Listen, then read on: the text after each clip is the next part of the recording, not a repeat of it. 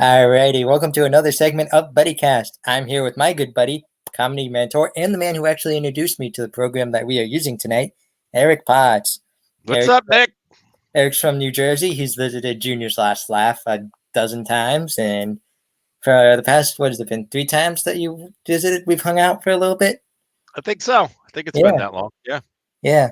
So, as I said, you're a comedian. How'd you get started in comedy?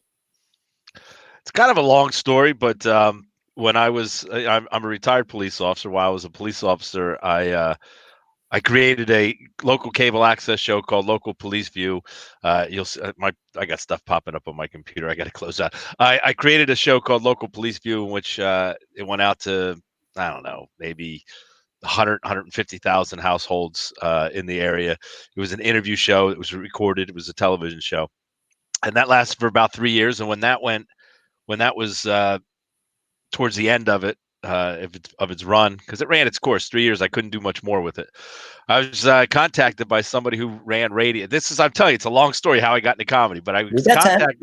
I was contacted by somebody who was a program vice president for a radio uh, group. It was a broadcasting group. They owned several radio stations. She asked me if I was ever interested in doing radio. I said, yeah, I'd try it. Never thought about it, never even considered it. And I wound up doing radio part-time. I was a detective. And then if I was off on the weekends and there was a slot open, I was doing first overnights, and then I was doing Sunday evenings radio. Anyway, that got to be too much. I couldn't work, police officer, radio. I was never home or anything like that. So I wound up quitting radio and was done with it. But I was still doing, in my house, I had built a studio, and I was still doing voiceover work for various radio stations, either terrestrial radio stations, brick and mortar type radio stations, or internet radio stations. And people were asking me to do copy.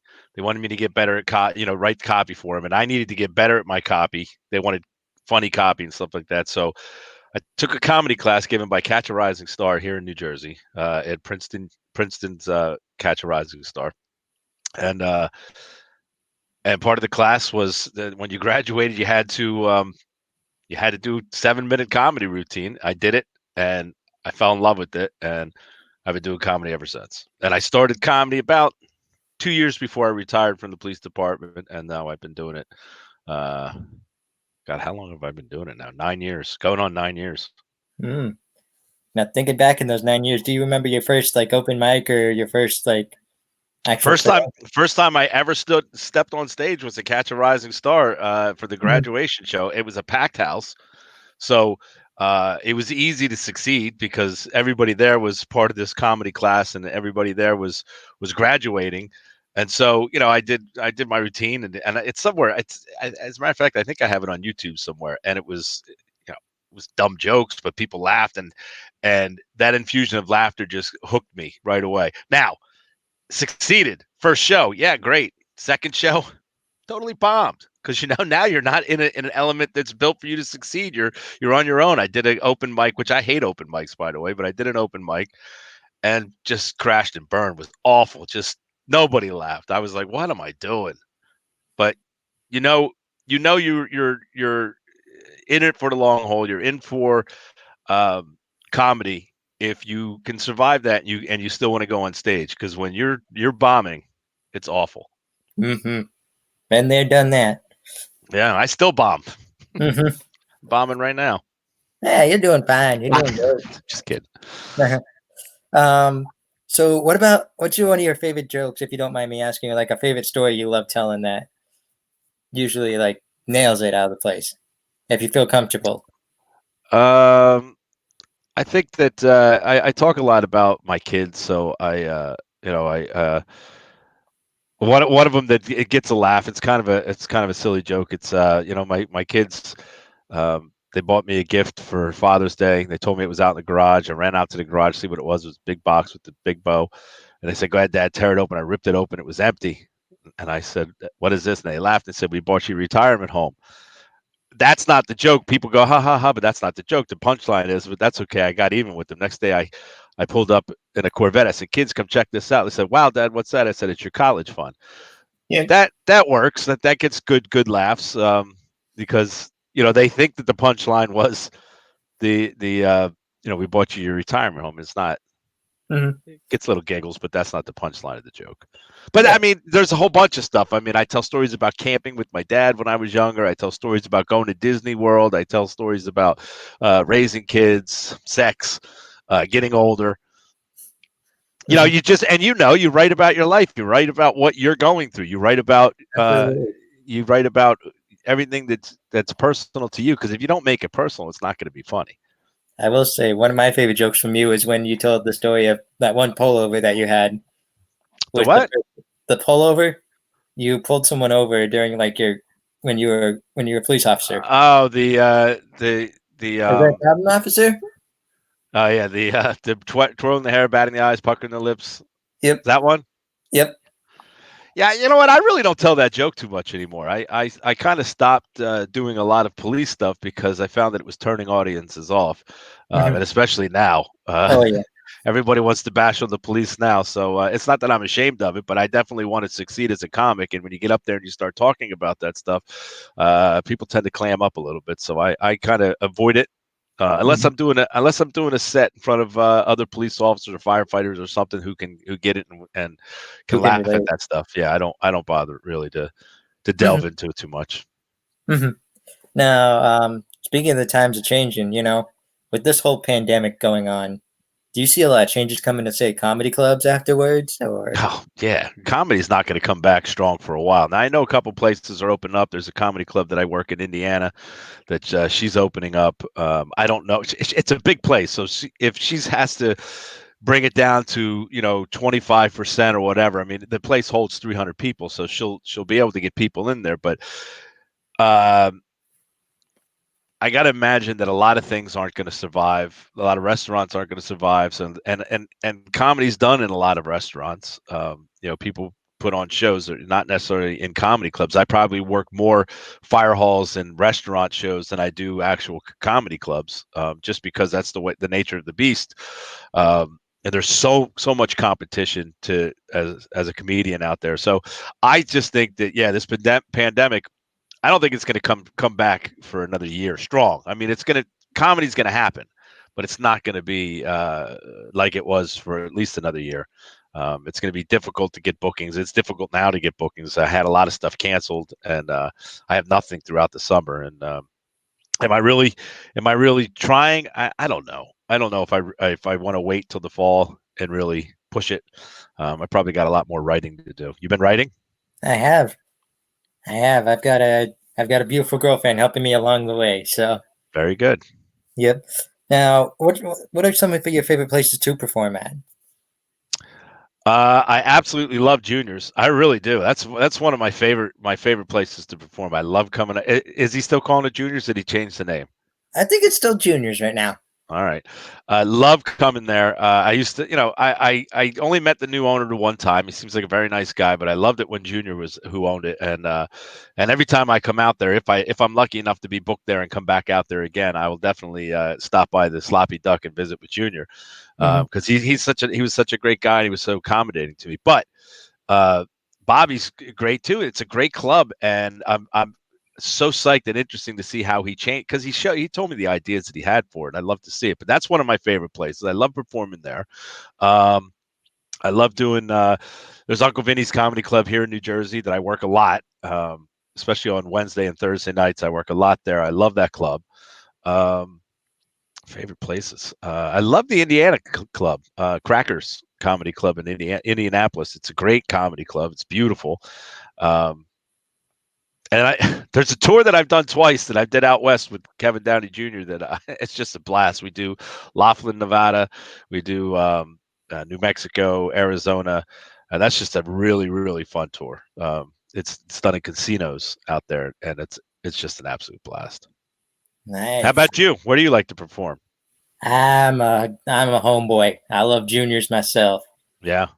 Yep. How you doing performing there? You get a lot of opportunities, or? Eh, Making my way in with the new owners still, Yeah. Well, yeah, you got to hit the open mics there and make sure you go to them. Exactly. We actually are still working on that. A bunch of our open mics have been closed down, and the closest one I think I could find. We have one that goes on every month that I attend. That's actually how I asked out my girlfriend.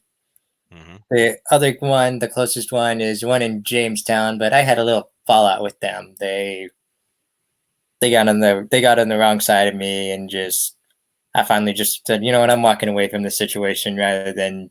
Well, you know what the good idea for you to do is to start your own open mic. Mm-hmm.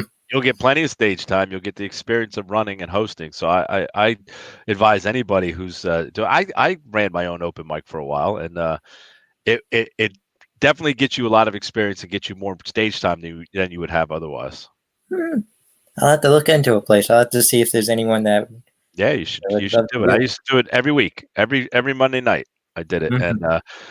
it was strong for a long time. But I did it in an Elks Club, and they decided they didn't want to stay open on a Monday night, so closed Mm-hmm. it down. Mm-hmm. Now, do you have any funny heckler stories for us or anything like that? Not really. I mean, I get heckled, but I mean, there's nothing hilarious. I have a couple things, that I have online. I tend to use when I'm dealing with the audience. I tend to use foul language, especially if I'm comfortable.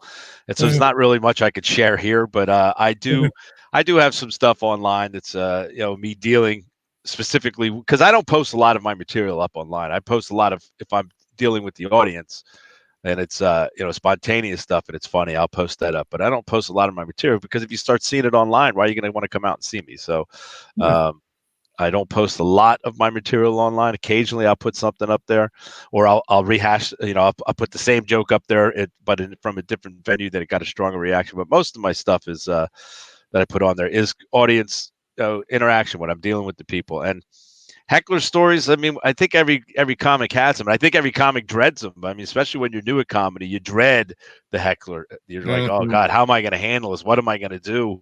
Uh, but you quickly realize that the more comfortable you get in comedy, that you deal with the hecklers. You learn to deal with them. Sometimes you're not Mhm, as good as other nights, and other times you'll get off stage and go, damn it, I should have said that, but you didn't.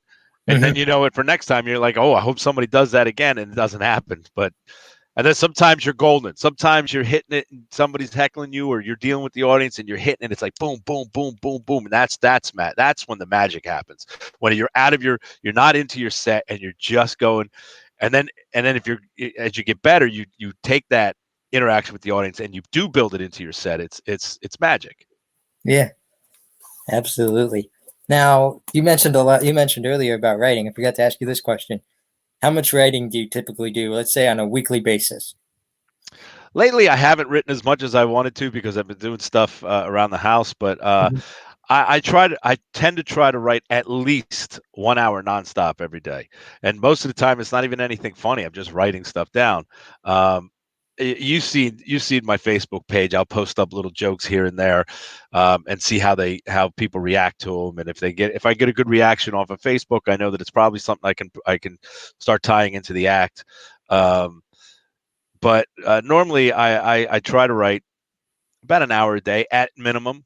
mhm, Sometimes I go longer. Sometimes I can't get the hour in, but um, there's a lot of good advice out there. Gary Goldman has great advice, and he's one of the people that you have to write at least 1 hour every day nonstop, and just don't worry about spelling, don't worry about punctuation, just write, and it starts flowing out of your head. So sometimes I would write and go, I have no idea what I'm going to write. I don't know what I'm going to write. I can't think of what I'm going to write, and I just keep writing that over and over till something starts to flow out of my mind, and I start going into to writing. So, um, how about you? How often do you write? Got it all right here. Yeah, very And good. mostly of my writing is most of the time, like I've been doing a lot of writing with these interviews. Like I got our questions down here, Right. something like that. But most of my writing's just if something happens during the day, like someone, like chatting with the girlfriend and she says something funny, or or I say something funny and I'm like, yep, writing that one down, or something funny happens at work, just something. Right. Oftentimes, someone more in the moment, or sometimes I'll just send someone a text saying, ignore this text message. I just need this for later. I Right. just need this for later if like I'm at work and don't have my notebook on me. I just need this for later, so just ignore this real quick. Okay. You can just put it in your notes in your phone. You don't have to send a text message. My phone is filled with notes of just sentences or one-liners that I thought of. Oh, this could be funny, or this was funny, and I put it in there. And sometimes I don't go back to it for a year, but then I'll look through it and I go, oh, let me go back to this and see what I got. Because if you say I'll write it down later, you never write it down, then you forget what you thought was funny. So it's like that thing. Yeah, I'll take care of that later. I'll get to that later, honey. You know? Exactly. That's when they walk away shaking their heads like, yeah, right. So who are some of your comedic role models? Like, who are some people that you're my comedic role model. I follow you. Thank you. Like when you were starting out your career. One of my favorite comedians of all time is Jim Breuer. I love Jim Breuer. I've never worked with him, never met him, but I just think he's I cry laugh when I watch him. I just love Jim Breuer. And he's kind of the and I'm not nowhere near the type of comedian he is, but that's the type of comedian I strive to be. He's just I swear I cry laugh when I see him. He talks and listen, he's a heavy metal guy. I'm not a big heavy metal guy, but he really his stuff about his family and I'm sure you've seen the set where he talks about the party in the stomach where tequila comes. You have to have seen it. If you haven't, you got to look it up. It's classic. Jim Breuer, Party in the Stomach. Look it up, and it's amazingly funny. But but a lot of the people that I look up to probably aren't very famous. They're just comics that around here. Vic DiBitetto is a very funny comic that I like. Kevin Downey Jr., who I work with all the time. I've probably seen his act 300 times because I've worked with him so much, and I laugh every time I work with him because he's a professional. He knows how to deliver it. He delivers it differently, and it's just funny every time you work with them. And that's what you strive to be. So a lot of the people I look up to, like of course, Carlin and Pryor and all those people are absolutely people that you look up to, but they aren't people who I emulated my career after. I would never emulate them. I wouldn't try to be them, but I look at somebody like Jim Breuer, if you're not familiar with him, look him up, who just makes me laugh every time I listen to him. I subscribe to his Patreon page and I listen to everything he does. He makes me laugh. So that's kind of who my comedy hero is probably Jim Breuer. But other people who I really look up to and admire, Jimmy Graham, who taught me comedy, who was the comedy teacher, Steve Trevelise, who was the comedy teacher. These are guys that I didn't know. I knew Steve Trevelise through radio, but only from hearing him on the radio. Never worked with them, but now I'm very, very close friends with him. And as a matter of fact, I fill in for him when he's on the talk radio here in New Jersey. When he's out, I fill in for him. So, that's my. But I'm going to ask you the same question. Who are yours? Well, definitely you, number one. Oh, stop it. Definitely the classics, like you mentioned, George Carlin. There's Brad Williams, who puts a lot of little people things into perspective. Right. There's Tammy Pescatelli, who's like a family-related person that is like also the person that will just tell you straight out things, Was that the first time I met you? Was when I opened for Tammy Pescatelli there at Juniors? That was my birthday. Yeah, I've opened up for Tammy there at Juniors, yeah. Not gonna lie, it may have been a little, it was my birthday, so. Were you drinking? Oh, stop it. You're too young to drink. What are you, 10? Funny. But yeah, there's local comedians like that. There's, just the classics. There's always Eddie Murphy and Robin Williams who are always, I consider them like the saints of comedy, like the. Absolutely. The funny guys. Yeah. Eddie Murphy with his Raw and what was the other one he did? I love the skit he does of ice cream. It's like the Ice Cream Man. Oh yeah, I used to emulate that. I used to do that when I was in the Army back in the 80s. I used to go, ice cream, I got ice cream. As a matter of fact, not too long ago, I met somebody who was his manager for a while and who owns the Comedy Strip in New York. He was telling me that he actually bought that red jumpsuit that he wore in I forget which comedy show it was. He bought the red jumpsuit for him. Mm-hmm. And I was like, holy crap, that's awesome. I think that one's the cover of his album for that one. Yeah. And it was exciting for me to talk to him. He especially because he's the owner of the Comedy Live. I was in his club and talking to him, and it was really cool. Yeah, cool stuff. And there's also legends like Jerry Seinfeld. He's kind of Jerry Seinfeld. I think he was I like Jerry. I think his television show is very funny, but I don't think Yeah, I've never looked at Jerry his comedy yeah. and never said, "Oh my God, he's the funniest comic I ever saw." His television show was incredibly funny, but Mhm. for as stand Yeah. up goes, mm, Mm, but yeah, that's just personal preference. I don't hate the yeah, guy. I exactly, just it's not my favorite exactly. comic. The other things that I like to focus on comedy or comics are people like you who travel through town, you know? One thing I Travel always through time? Is that through what you said? town, Oh, I thought you town. said travel through time. I was like, If oh, they could geez. travel through time, I would be, oh, any chance you and me are gonna work together in the future? You know? Right.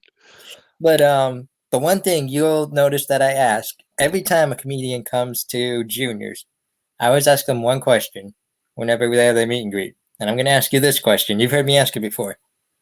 What is your advice to anyone practicing comedy today? Practicing or starting comedy? Both. Let's go with both. Uh, well, there's a lot of competition out there. There's a lot of people who want to be comedians. There's a lot of people who aren't very funny who try to be comedians, and um, some people may even say, "Well, Eric Potts, he's not very funny," and that's some people. I'm not everybody's cup of tea, so I may not be very funny, but Mhm. there's a lot of competition. It's very difficult to get stage time. That's why I said to you, Nick, that you should start your own open mic. Um, there's a lot of watered down shows. A lot of people say, "Oh, we're going to do a comedy show," and they put on 6, 7, 8 comics, and they're not very good. They're more open micers, and people go to that comedy show and they go, "This is comedy," and they don't go back out. You got to people have to stop watering it. Less is more. No more than 3 comics on a show, maybe 4 if you want to give somebody a guest spot. But for somebody starting out, go for it. But write, and find things that are funny. Buy. There are books out there that you don't necessarily have to follow the comedy writing formulas, but there are books out there, and one of the best ones is the Comedy Writer's Bible, uh, uh, by God, I can't remember her name now, and I just was reading it today. I was just thumbing through, but the Comedy Writer's Bible is, and the new version of it is one of the absolute best tools that I found for comedy writing. So write, and write some more, and then keep writing and keep getting up there and keep practicing and keep doing your set and don't give up. And if you feel that you want to give up, just keep going because um, eventually you're going to get better and eventually you're going to make it. That's all. Absolutely. Absolutely. All right. Any other final comments on comedy or just anything you want to toss in, my friend? No, I just think, when's your girlfriend coming to see you? Actually, that's a funny story. She's Tell me the actually story. coming to not this upcoming week, but the following week. Really? So she calls me during the day. We FaceTime every single day. And she calls me during the day. All of a sudden, her mom says, "Put Nick on mute real quick. I got something to tell you." And that's when she told her that they have this RV and they're bringing it down here to Erie. So Nice. yeah, she tells me that they were looking at a campground, they really like it, and they're gonna make the reservations. So all of a sudden, my girlfriend goes from like just regular, "Hey, how's it going?" to like all of a sudden really excited. And this was around lunchtime, so I'm thinking, did you have sugar for lunch or something, or what's going on? You know? And So is she staying like right on the lake? yeah, but actually, her family is. She's staying here with me. We got a Uh-oh. guest room right next door. So Oh, okay. She's staying in the guest room. Yeah. You're a good boy. I know. Um, what's some of the things you want to show her in Erie? oh, definitely number one spot is definitely the lake. You've seen that before, right? I was out there when it was freezing cold taking pictures. I got some good pictures out there, but it Yeah. was cold. I've never been there in the summertime. Oh, you got to come in the summer because you got to see a Lake Erie sunset. Oh, that'd be nice. Yeah. Yep. If you think your photos of just a frozen lake were good, wait till you take a photo of a Lake Erie sunset. Hmm. It's I'll have like to think do that that sometime. it's like the third or sixth most beautiful sunset on Earth or something like that. Wow. Um, yeah, definitely taking her around town. All the restaurants we got here. Get her some of that good barbecue. There's that barbecue place there. I forgot the name of it, Mhm. but I drove and got Is it the barbecue there. It's underground really one? good. Is that Is what it it's the called? one? I think it's called Underground. It's the one that was on the TV show, right?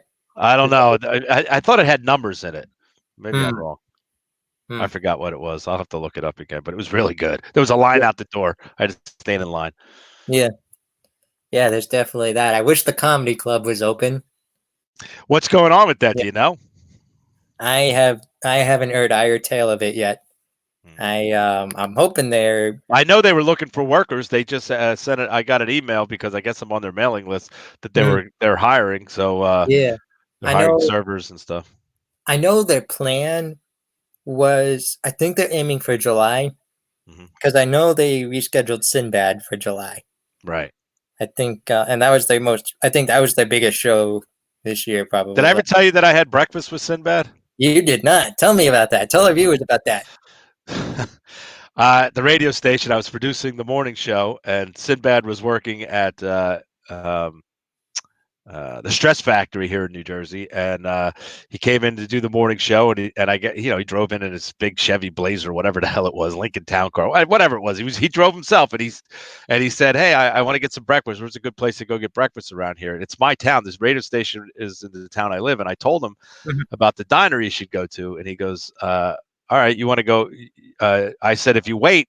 10 o'clock, I'll go, I'll go with you. I'll show you where it's at. I'll show you where it's at is what I said. I didn't say go with you. I'll show you where it's at. He goes, I ain't got time. I got to go. I go, all right, well, hey. So I walked through the door, said, see you later. That was about 45 minutes before I was done. I walk out about 10 o'clock, 10:05, and he's in the parking lot. He goes, hey, I waited for you. Let's go. So I drove up, and he goes, come on, we're having breakfast. So we sat in a booth right across from Sinbad for an hour and a half, just me and him, had breakfast. He paid for it. We had pancakes and eggs, and people came over and go, where do I know you from? He wouldn't tell them who he was, but people were guessing all sorts of different names. But very down to earth, very friendly guy. And it was an education for me because I got to pick the brain of Sinbad. I've been doing comedy for 7, 8 years. But I got to pick his brain and listen to him. I've never worked with them, but I got to just sit and hang out with them. What did you guys talk about? Oh God, we talked about everything. We talked about kids. We talked about music. We talked about comedy. We talked about life in general. We talked about. He asked me about being a police officer, and he told me about some of the things that he did over the years and the movies and all the stuff. And it was really cool to just. He's down to earth. And it wasn't like I was, after about 5 minutes of sitting with him and I just one-on-one, it was very comfortable and not very, not intimidating at all. Where it can be sometimes when you're with somebody who's, fairly a big name. Everybody knows who Sinbad is. Oh yeah, at least everyone from the '90s, Sure, yeah. Yeah. Absolutely. Well, if you still have his contact or whatever, put in a good word for me. I'd love to hang with him when he's in town. I don't have his contact. He didn't give me his phone number or anything. He was like, I'm not going to hang around with this guy any longer than this. I bought him pancakes. That's enough. Probably has a restraining order out on you or something like that, Could be. Alrighty. Well, hey, man, I appreciate this. This is what Buddycast is all about. Two buddies just hanging out and chatting like we always do. Very good. I appreciate it. And I look forward to coming back out there to Erie. And, definitely. Whenever you come out, all you have to do is send me a text. And even if I'm in the middle of something, whoops, Buddy's in town. Gotta go. See ya. Absolutely. Hey, and if you go to Sloppy Duck, tell Junior I said hi. Will do. We'll absolutely do. They actually built these really cool huts. I'll leave you on this note. They actually built these really cool outdoor huts to help practice with social distancing. Look them up. Really? Look it up on Facebook. I will. I'll definitely look it up. All righty. Well, that was Eric Kotz, everyone. Comedian. Thanks, Nick. I appreciate it. Be good. Yep. Thank you. You too, man. I'll see you around. Let me know the next time you're in Erie. You got it. All righty. Take care. Bye-bye.